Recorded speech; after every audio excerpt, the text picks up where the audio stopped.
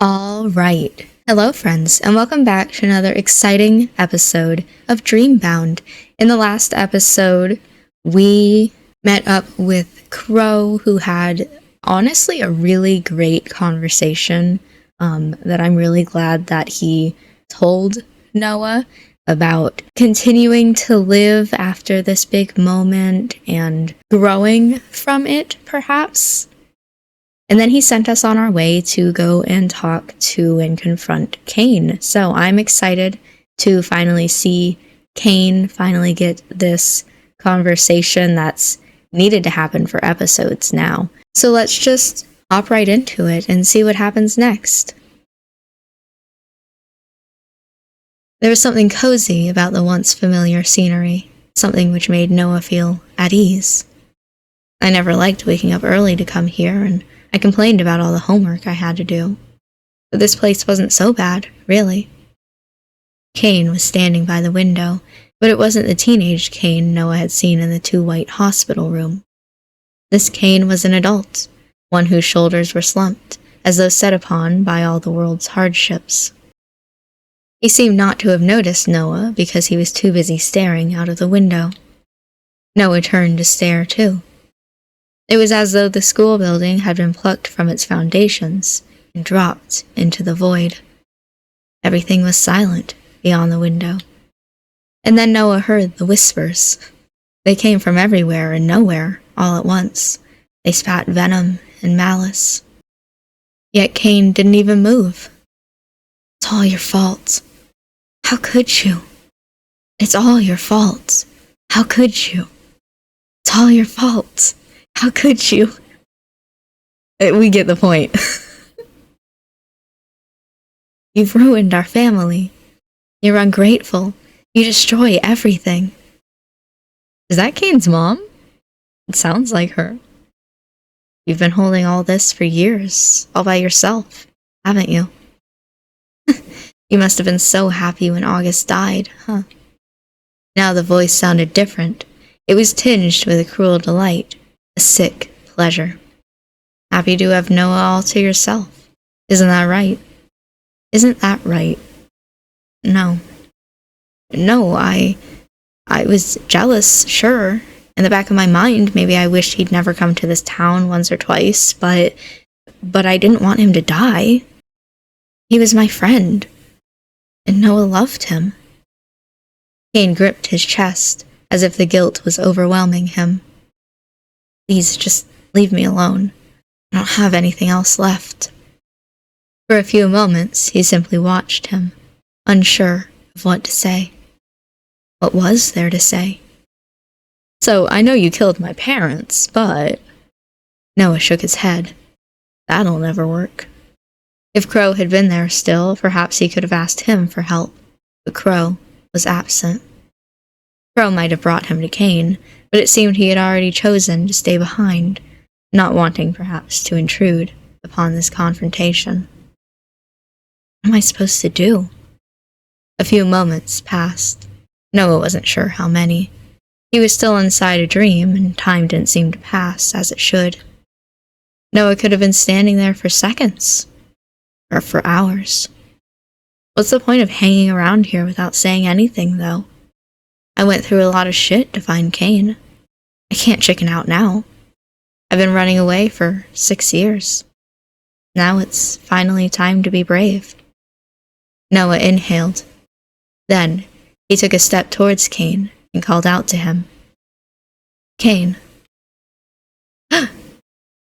Kaine started at this. So violently it might have been funny, was the situation not so grim. He swiveled about, his eyes wide. Then he gasped. Noah, what are you doing here? I'm tempted to ask myself the same question. I can't bring myself to abandon you, Kaine. Not after everything. What do you mean? How can you stand to see me again after everything I did? I thought you despised me. You should. But I did too. You lied to me, manipulated me, hurt so many people. But despite all of that, I still think I treated you unfairly. You think that you were unfair to me? Yeah. I care about you, Kaine. I'm so confused about my feelings and what I can or can't forgive you for, but I do care about you, and I only hope you still care about me. Noah, of course I do. You're everything to me. I only wanted to make you happy. I only wanted to help you heal. I just wanted to look after you. He looked down at his hands, and I became a monster for it. I'm sorry, Kaine. Huh? Kaine's eyes widened in surprise. Are you really apologizing to me? There's nothing for you to apologize for. You said it yourself. You never asked for this. I was happy to become a monster for you. I still am. I left you. You went through so much alone. I lost August, sure, but you lost August and me. I don't deserve those words, Noah. Save them for someone better than me. I killed your parents. You hated them so much, and because of that, I hated them too. I killed Sebastian too, and Luca, and I was going to kill Asher before you interrupted me. Why would you ever want to apologize to me? I don't know. I don't have the answer for you. It seems like the right thing to do, I guess. Just go back home, Noah. I'm so thoroughly broken. I don't want you to get hurt anymore, especially not by me. I only cause you pain. I wish you would just hate me. But I don't. I can't bring myself to hate you. I can't provide you the happiness you deserve. You don't need to. We've both fucked up. We both made a mess of our lives. But I still want you by my side. I can't condone your actions, but I do understand your reasoning, even if it's warped. I didn't get it at first, but now. Noah closed his eyes. He thought back to August's final moments in the hospital bed, August's dying plea, and winced. Look after him, and don't let anybody hurt him. Noah doubted August had meant for his final plea to be interpreted in such a bloodthirsty way, but he thought he could see the logic behind Kaine's decision.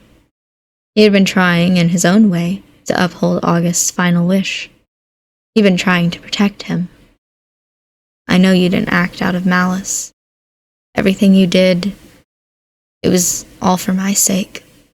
You didn't derive any pleasure out of killing my parents, did you? Or out of killing our classmates? I've never hated myself more. After I did what I did to your father, I had nightmares for days afterwards. I couldn't sleep. I could barely eat. Work was hell. Every time I closed my eyes, I thought about him, his final moments. I was worried I'd done something unforgivable, something evil. And I did. The sins I've committed would fill a phone book. And yet, you kept doing it. You seemed more at peace. You started drawing again. You went out of the house. You talked to people again. Talked to me. I told myself if you managed to regain a bit of who you used to be, maybe killing your father wasn't so awful after all. I see. So, that's how you justified it. I did my best to. I don't know if I ever really became desensitized to it. I didn't feel good when I killed Luca, and I'd fantasized about hurting him so many times. But killing him, it didn't undo all the things he'd done. It didn't make him a better person either. It just made him a dead one. It didn't make me feel better. But I had hoped it would make you feel better. Noah digested this information slowly. He continued to hold Kaine's gaze, his fingers curled into fists at his sides. He was still inside a dream, but his palms felt sticky. His eyes, meanwhile, were stinging. He wasn't crying anymore. Noah was unsure whether he would ever be able to cry again. He'd spent all of his tears, but his cheeks were still damp. For a few moments, both men remained silent. Noah observed Kaine, while Kaine observed him. Noah didn't know what to say, what to do. He understood why Kaine had done what he did, but just because he understood, it did not mean he had to forgive him. Could he forgive him? The silence stretched out, longer and longer, until... I would be a hypocrite if I judged you too harshly for your actions, Kaine. I've done terrible things too. Terrible things I didn't even realize I was doing. What do you mean? August, he didn't die because of that fall. He died because I brought him into a dream, just once, Crow told me. Humans aren't meant to be in dreams. People like me, well, people like the both of us, apparently, are resistant to the effects, but they kill you. Dreams eat away at flesh and soul like a poison. I did that to August. I killed him. No, you can't blame yourself for that. You didn't know. I don't think ignorance can wash my hands of something like that. I did what I did willingly. I would do it again if it would help you. What happened with August was an accident. It doesn't matter to me. It feels like my world has come to an end and I was the one who ended it. But August wouldn't want me to give up now. I have to come to terms with it, just like you have. Kaine held Noah's gaze, his brow furrowed. Deeply, he inhaled. Then he said in a constrained voice, I don't know if I'll ever come to terms with it, Noah. I suppose I've come to terms with being a horrible person, but I don't know if that's enough. Kaine's voice trailed off. He shook his head. In the beginning, I didn't understand they would really die. I just did it because I was so angry for you. And then they actually started dying in real life. When the news broke, I was pretty freaked out, honestly. I tried to maintain this veneer of normalcy, I guess, because I was terrified that if I let my daily routine slip, things would all fall apart. But inside, I was terrified. I didn't know whether my actions were really what caused your parents' death. And if they were, I was worried that made me a murderer. For a few days, I kept thinking the police would break down my door. And then when they didn't, you kept going. Mutely, Kaine nodded. I told myself it was for the best. I knew how much your parents had hurt you, and I knew they'd never be punished for it. Not properly. I always resented them.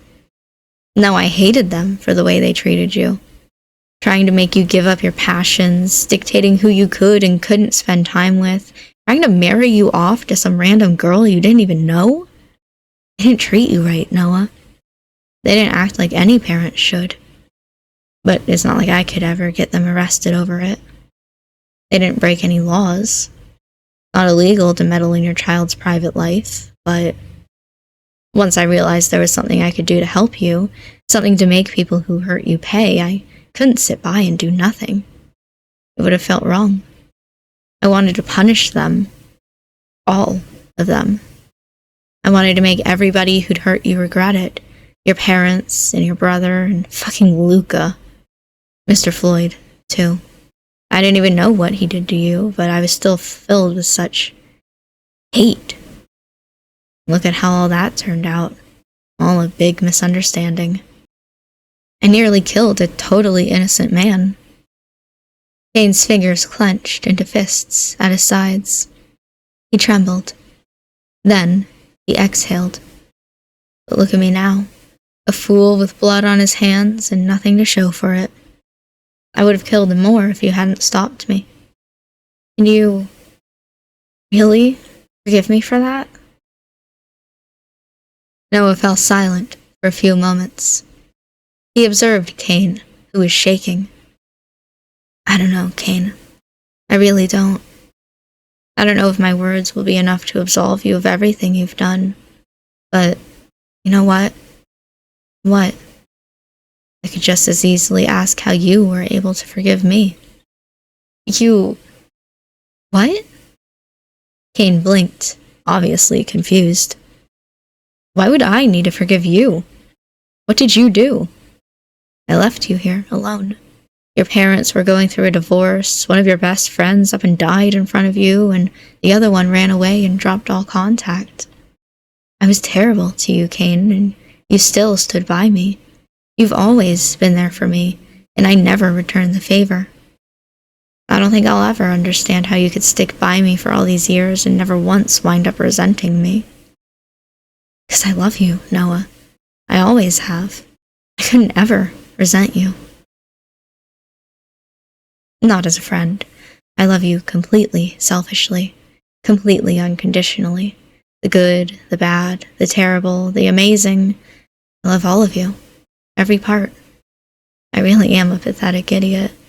Here you are, showing pity towards a man like me, and here I am, telling you I love you. But it's true. My heart has always been yours. It was so hard to love you at times, true, but I've always excelled under difficult circumstances. You know me. Sorry, Noah. For how long, really? Since the beginning. Before I met August? Long before then. I think I liked you ever since we were kids. But it wasn't until we were in middle school that I understood my feelings well enough to think, oh, alright. So, I'm in love with him. YOLO, am I right? I mean, as far as I know, most friends don't think about kissing one another. It made me really confused for a long time, just so you know. You thought about that? A little, yeah. Kaine glanced away, a pinkish blush beginning to spread across his cheeks. And though Noah knew Kaine did terrible things, and he knew Kaine's morals were hopelessly screwed, the sight was still appealing. Damn, Noah, what the fuck? It was strangely cute, in a way. It was a side of Kaine he hadn't ever seen before. Why didn't you ever tell me? Well, I guess I didn't want to ruin what we had. It worked. Being your best friend was an honor. I was content with that until I wasn't anymore. But what could I do? You had someone else. I was the mom friend. I was fine as long as you were happy. I know I'm just making things more difficult by telling you now. I'm sorry. I really am a very selfish man. I'd just been clinging on to an illusion for years anyway, imagining that you might one day grow to love me. But you never did, no matter what I did for you. I know you don't return my feelings. I mean, Kaine smiled wistfully. It doesn't matter how hard I try. I'm not August. I'll never be as effortlessly charming as him. That's okay. Noah stared at Kaine, his eyes wide. That soft, self-pitying remark was uncannily familiar. Hadn't somebody else shared these sentiments with Noah? That's right. Crow said the same thing. Are you thinking that Crow is just Kaine in a different form? I guess he wasn't the only one who was comparing himself to August. Kaine, you don't need to worry about that. You don't need to be August. I don't want you to be August. You don't? Noah shook his head. My feelings for you are complicated, but you've always been there. You've always been my pillar, and I can't lie and say that my heart hasn't raced for you lately. For a while, I would have been willing to sacrifice anything if it would have brought him back. I was prepared to give up the world for him, but I was just living in a fantasy world. Even in dreams, you can't bring the dead back to life. August is gone. and you don't need to live in his shadow. There's no point comparing yourself to a ghost. August was August, and I loved him. But you're Kaine. I love you for being you. What? Kaine gasped. What are you saying? Your feelings probably trump mine. I mean, I wouldn't be willing to murder for your sake, I don't think. But maybe. But you've never spared any effort for my sake. You have a funny way of showing your feelings, but I know you only did what you did because you cared. I was living in the past for too long. You just wanted to snap me out of it. Your tactics were a bit too aggressive, maybe. Noah smiled wryly, well aware of how much he was downplaying all of Kaine's crimes. But it did work. These last couple of weeks, while I've been investigating these crimes with you, it felt like I was finally living for my own sake. I've been thinking about my future for the first time in years. You have? Noah nodded. After August died, I gave up on myself. Life seemed to lose all meaning. I couldn't find any joy in anything, not in my art, nor in spending time with you. Everything was gray and dull. Nothing could inspire me. Nothing could move me. I really did want to die. But you've reminded me that the world has color, that there's something beyond the pain. I was actually able to enjoy myself while we've been together. You reminded me that life might be worth living after all. I want to keep living. I think August would want that for me too. I know that he wouldn't want me wallowing, so I'm going to try and put the past behind me. And I want to move on. I want to move on with you. I don't want to lose you again, Kaine. I can't. Noah took one step forward, then another. His throat felt parched after talking for so long. He wasn't used to giving long speeches like that. Hell, he wasn't used to saying more than a handful of words, mostly monosyllables, at any one time. His capacity for speech had rapidly diminished after August's death. Without August, Noah hadn't wanted to speak to anybody. He hadn't seen the point. Life without August had ceased to matter. But he had been blind. He hadn't realized that, no matter how miserable he felt, he had never been alone. Kaine had always reached out to him when he felt at his worst. Now, Noah meant to reach out to Kaine in turn. He took Kaine's hands, which were trembling, in his own. His digits squeezed Kaine's hands tightly enough to be possessive. Breathlessly, Kaine inhaled. Noah, is this all right? It's more than all right. Right now, I can't think of anything I want more than being with you. Kaine gasped. Oh, was that a gasp? Once again, a tremor running down his spine as the world around them shattered. Shards of sentimental scenery fell around Noah's shoulders like confetti. The desks, the chairs, and the whiteboard. It broke apart to reveal what had been lying behind it. Overhead, a starry sky. Around them, tall trees, their leaves murmuring in the cool breeze. The moon was full, and its light played across the rippling riverbank, so it glinted. There was a gentle breeze which rumpled Noah's hair, the hem of his jacket. Faintly, Noah heard nightjars calling among the trees. I don't know what kind of bird that is, but I assume it's a bird. Noah's night had been a long one, full of dreams which ran into one another, a veritable Ouroboros of disjointed unrealities that had all begun to blend together. But this was real. There was no doubt about it. Noah had finally woken up. He had pulled himself out of the past and out of his dreams, and he had done so with Kaine. Kaine's hands might have been stained with blood, but that didn't stop Noah from gripping his fingers more tightly than ever before. He couldn't bear to let Kaine go. Not now.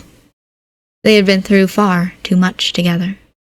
Noah had never before appreciated just how much Kaine had done for him. But, Noah, this might be missing a bit of impact after everything that's happened, but I'd rather tell you this in reality than within a dream, so, shakingly, Kaine inhaled. Then he affixed Noah with a serious gaze. I love you. I've loved you for over a decade. And if it's all right with you, then I want to keep loving you, despite everything I've done, despite my mistakes. If you'll let me? Kaine. Noah's expression softened, but his grip on Kaine's hands did not. He clutched at him all the more tightly, as though fearful he too would break away, dissolving into nothingness, just like the classroom. Weakly, he smiled. Then he said, in a voice which was so quiet the wind threatened to scatter it, I'd like nothing more. We can work through everything together. Bro told me that people who die in their dreams get stuck in the dream world. Maybe there's something we can do. Maybe we can help the people you hurt. Or maybe we'll never be able to make things right, but I'd still have you, as you are. And then, carefully, Noah leant up and kissed Kaine. It was a strange feeling, almost. He hadn't kissed anyone for so many years. It was both softer and harder than he remembered. It was so earnest, desperate. It was real. It was painful, too. Sorrow mingled with pangs of long-dormant yearning. Noah's fingers clutched at Kaine's, trying to find an anchor in this strange new reality. His heart pounded loudly in his ears, and his chest felt far too tight, as though he was unable to draw breath. But it wasn't uncomfortable. It was anything but. It made him feel alive. It made him feel that, after so long spent dreaming, he was finally waking up. Maybe you and I shouldn't be together. Maybe we're the opposite of soulmates, two people who are fated never to love. But fuck, who cares if it's not what I'm supposed to do? I don't care if we weren't meant to be. I still want to choose you. You, my longest friend. You, the person who held my life together during my darkest days. You're beautiful and kind, and I want to love you, not a fading image of someone who can never love me back. And so, Noah simply closed his eyes and was taken by the kiss. Everything else would come later. All the difficult things would still be there when they were done, and they reopened their eyes. But for now, they were just two people, two friends from years in the past, letting their feelings be known. And for now, there's nothing in the world I want more.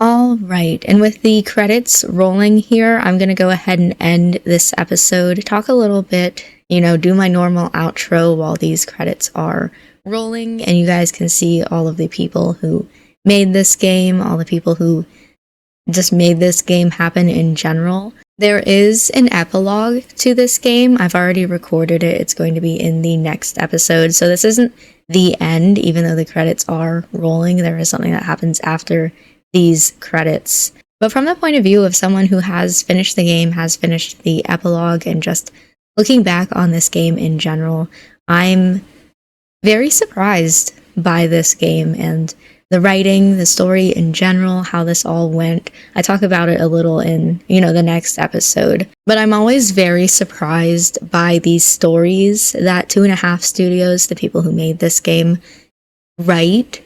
And by the time that I get to the ending of them, just like being so happy that I had this experience, that I got to read this story, and then I got to share it with you guys. It seems like always in the beginning, I don't really know where we're going, but then by the end, it's like, wow. Looking back on everything and seeing all those beginning moments, how they led up to this. This is truly one of my favorite game studios, one of my favorite visual novel developers, and I'm so happy to have played a game with them again and get another one of their stories. I'm also still very excited to do a second and third playthrough where we can see Crow and Ivan's stories, because I know they definitely have some secrets, and I know that their points of views are going to change the way that I view this general story. In order to get the full picture, we need to get their point of views, and I'm excited to hop into it. I don't know how long I have to ramble for. I'm kind of recording this after the fact, but hopefully that's enough. I'm going to go ahead and end this here. Hopefully we're getting close to the end of the credits. I have no idea. I'm not timing myself. So thank you for watching this video. I hope that you enjoyed. I'll see you in the epilogue for that little more bit of a story. And hopefully I've timed this out well.